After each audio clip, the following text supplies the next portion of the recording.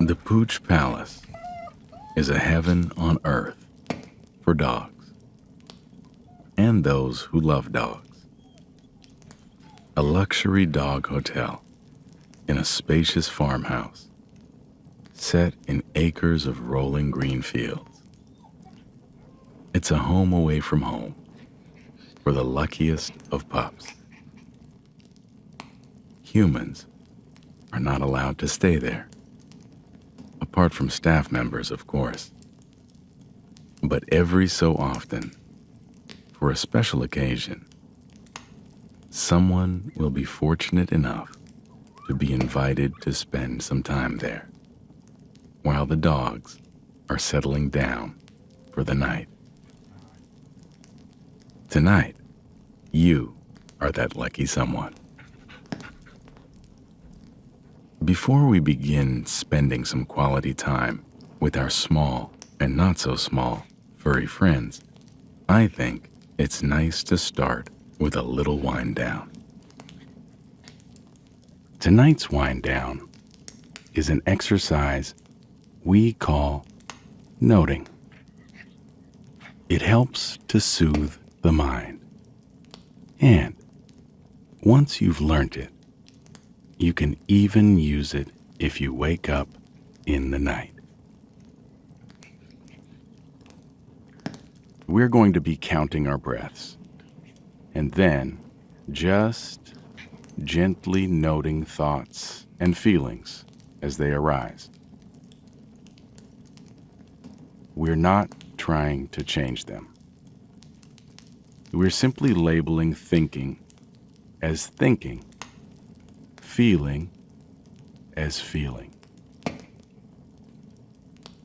It may sound incredibly simple, but it can help to create distance between ourselves and the thought, ourselves and the feeling, so we don't get so involved in it. That, in turn, creates a more restful state of mind. In other words, the perfect state of mind for gentle, restful sleep. So, to begin with, just take a moment or two to get comfortable. Make sure you're nice and cool. Just starting with some nice, big, deep breaths. Breathing in through the nose and out through the mouth.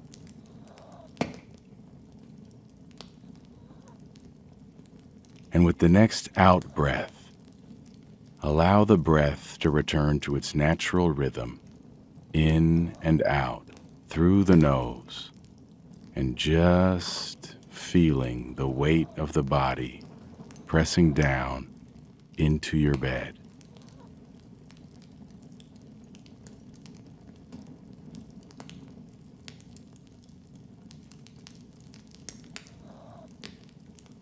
And in your own time, starting to count the breaths as they pass. 1 with the rise, 2 with the fall, just up to a count of 10. When you get to 10, you can stop and start again at 1. And remember, anytime you get distracted, the moment you realize you're distracted by thought, simply note it, thinking, and return to the breath. Or, if a feeling arises, feeling, and return to the breath. That noting is very gentle, not harsh at all. Think of it like a feather, just gently touching the surface of a crystal glass. I'm going to give you a few moments just to keep counting the breath and noting any thoughts and feelings that arise.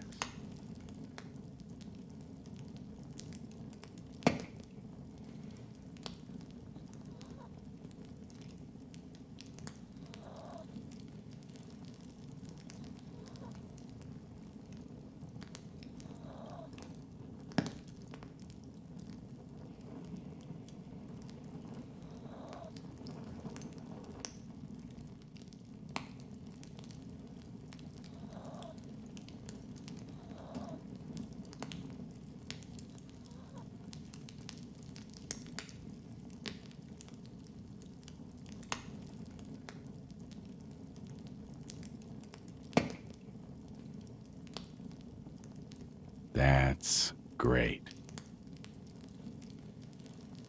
The canine guests at the Pooch Palace aren't assigned to rooms or, thank goodness, cages. They can sleep anywhere that tickles their fancy, as long as another dog hasn't got there first.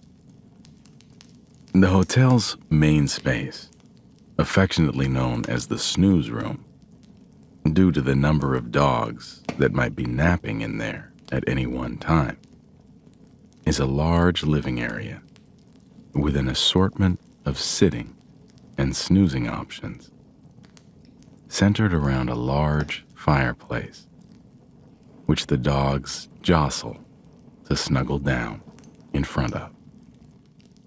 From your seat on a leather button-back sofa, you can gaze alternately at the orange flames in the grate dancing around a stack of logs, and the various hounds in their different spots around the room. Some still with a little energy to burn off before bedtime. Others already fast asleep and dreaming their doggy dreams.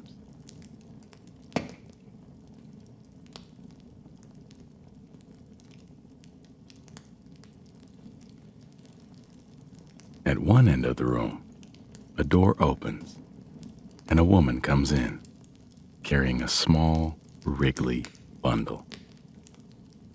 The bundle is Princess Suki Queen Bee, a 2-year-old Pomeranian. She's just been given her bath and a blow dry and is now wrapped in a soft blanket ready for bed. You can see Suki's inquisitive little nose poking out of the blanket as she issues little yips of instruction, eager to be set down. She sees Heather, the staff member carrying her, as her lady-in-waiting, and becomes very disapproving if her orders aren't instantly followed. Heather smiles at you, as if to say fondly, "Can you believe this, princess?" Puts Suki down on a nearby armchair, shakes out her blanket, pale gray, with a motif of bones and crowns, and folds it up into a neat square. It's Suki's blanket from home, and she won't go to sleep without it. Heather is wearing a smart pink tunic with, you can see now, the hotel's logo in red stitching on the breast pocket. It's a dog's paw print, designed to look like the silhouette of a palace. Suki steps onto the blanket delicately, her head held high. She turns in a tight circle 3 or 4 times as though winding herself up, and finally settles, fully wound, in the center of the blanket. Such a proud little ball of fluff.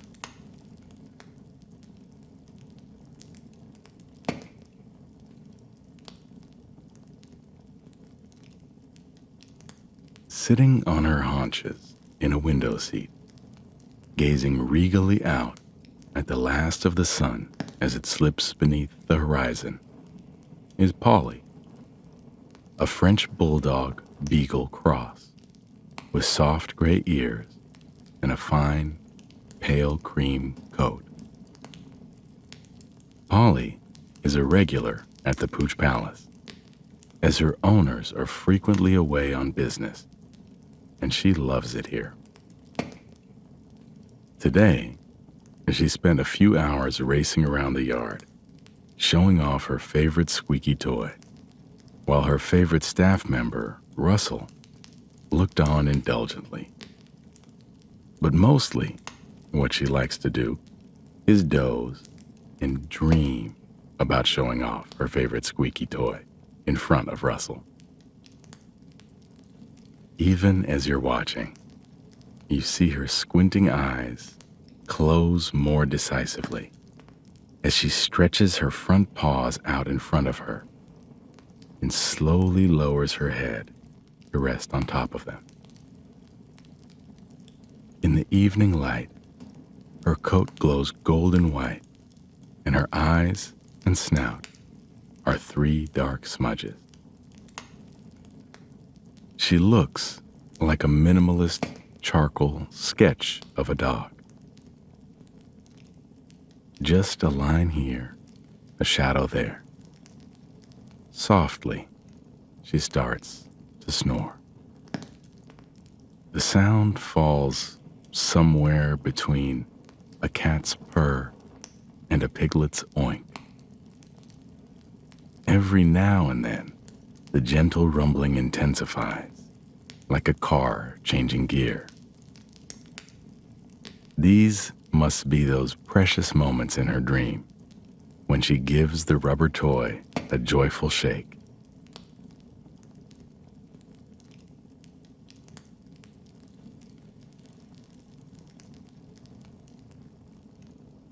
Not far from your armchair is a wicker basket lined with a red blanket, the sort of basket you might use as a picnic hamper. At the moment, it's serving as a bed for 2 little dogs, brother and sister pugs, Brad and Brianna. They're both fawn-colored, with brown muzzles and ears. You'd have been hard-pressed to tell them apart if they hadn't been sporting matching purple collars with their names on them, decked out in rhinestones. Brad is out for the count, snuffling quietly to himself, his small pink tongue protruding from the side of his mouth. His already naturally wrinkled brow is furrowed even more deeply, as though the business of snoozing requires a most intense concentration. His sister, though, is awake and has eyed you, the newcomer in the room. She looks up at you with her bright, round eyes, her expression curious, but a touch reproachful, as if to say, "But why haven't you introduced yourself?" She gets to her feet, steps out of the basket, and scampers over to say a proper hello.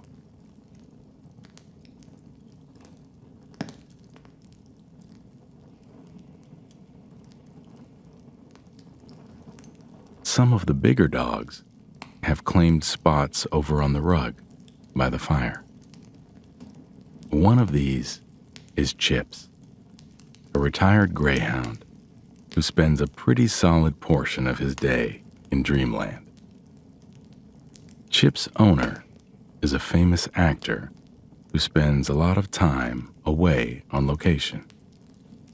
Chips is in his dotage now, so he's not fond of travel. He prefers to spend his time here at the Pooch Palace, fondly recalling days gone by. Funnily enough, he seems to be much more active in his dreams than in his waking life.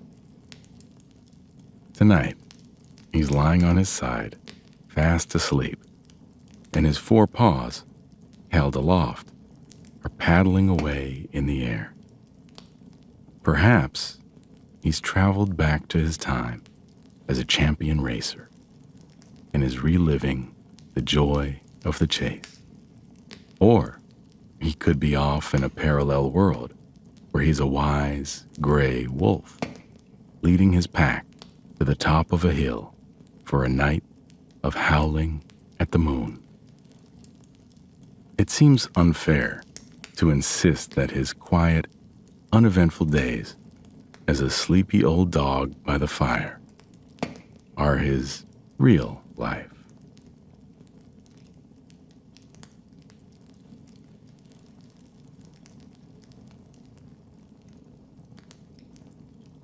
Of course, the Pooch Palace is rather a high-end dog hotel, so its guests are not exactly strangers to luxury. Among the hotel's grandest clientele, at least in terms of her celebrity, is Bambi O'Hara, a champion Yorkshire Terrier show dog with a cabinet full of rosettes and trophies back home. When she stays at the Pooch Palace, Bambi is escorted at all times by her butler, Jonathan, who ensures her every need is met the minute it arises. Okay, he's not really her butler, just someone her devoted owner employs to make sure she gets that extra bit of attention, which really amounts to the same thing. Perched on a table as she submits to her pre-bed grooming routine, Bambi surveys the room condescendingly, like the queen she knows herself to be. She has a remarkably long, silky coat, strawberry blonde in front and stainless steel in back, a shimmering lame curtain which ripples around her as she trots along. Her golden hair is arranged around her pointy ears in such a way as to make her look like a demure little girl wearing hair clips. But her haughty and rather determined expression tells a different story. She glances over at you in the manner of a diva, graciously acknowledging a new member of her staff. Then, in a fit of pique, she dismisses Jonathan's services with a truculent shake of her behind and leaps from the table into her sheepskin bed. Jonathan gives a little bow and retreats to an armchair, where he'll remain until Bambi chooses to summon him.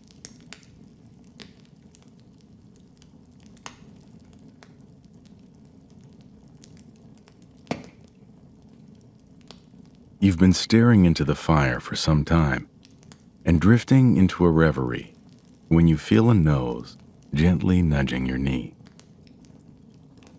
You look down to see the kind eyes of a whippet seeking yours.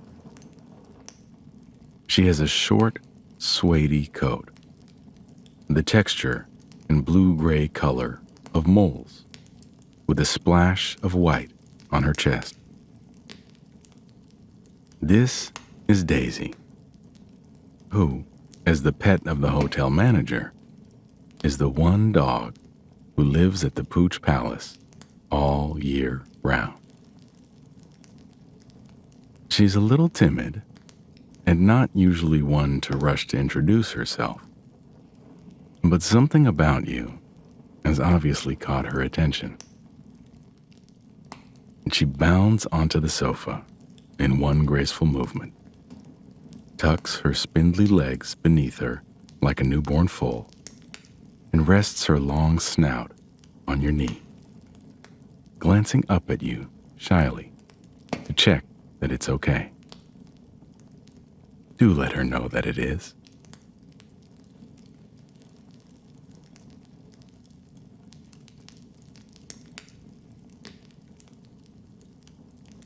Did you happen to notice the upright piano in the corner?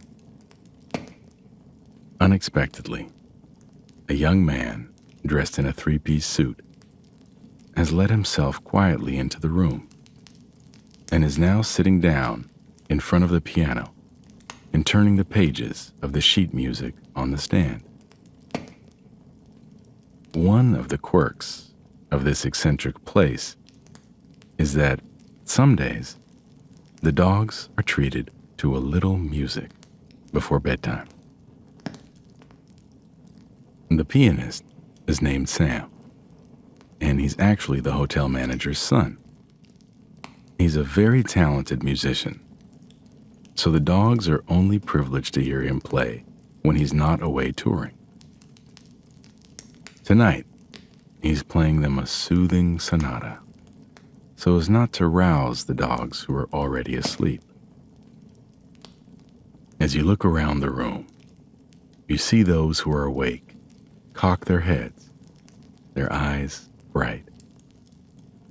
A beagle called Rufus his eyes half closed, is swaying gently in time with the music, while one of the sleeping dogs, an elegant border collie named Marjorie, rolls onto her back and rests there contentedly, with her bent paws held up as if begging for a treat in her dream.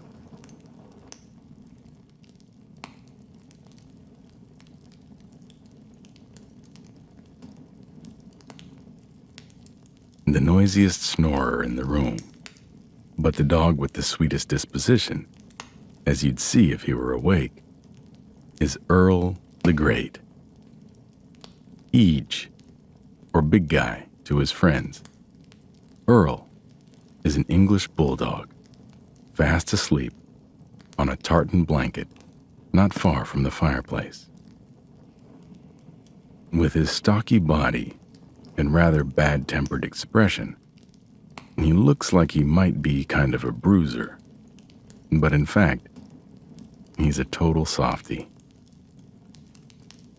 At home, he has 4 human siblings, and he shares a bunk with the youngest, Bailey, who's 6.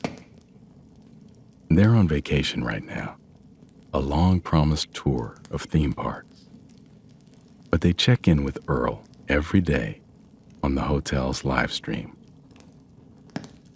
If they happen to be looking in now, they'd see their canine companion lolling on his side, drooling, with his favorite toy, Rory, a disheveled pink rabbit, between his paws. Earl's pelt has so many folds, it's as though he's wearing a bodysuit 5 times too large, but somehow it suits him. He wouldn't want to trade it in for any of those smooth dogs' coats. Each time his snores increase in volume, his dainty ears flap upwards, and his paws twitch, but he doesn't wake. He just sails further into sleep, snuggling close to Rory the rabbit, whose reassuring presence makes sure he always has sweet dreams.